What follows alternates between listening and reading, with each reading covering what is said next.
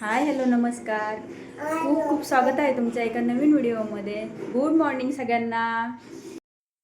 मॉर्निंगची सुरुवात तर मस्त अशी वेट करण्याने झाली. त्यानंतर मी आंघोळ वगैरे आवरली माझी आणि त्यानंतर देवपूजा केली. देवपूजा झाल्याच्या नंतर घरातली जी अजून छोटी मोठी कामं होती ती आवरली.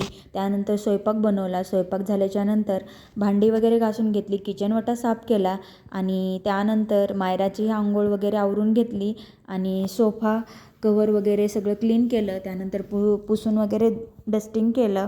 त्यानंतर मध्ये मध्ये मायराची बघा लुडबुड कशी चालू आहे आणि असंच असतं रोज. मी जो पसारा आवरून ठेवते तो तसा ती वापस घेऊन येत असते.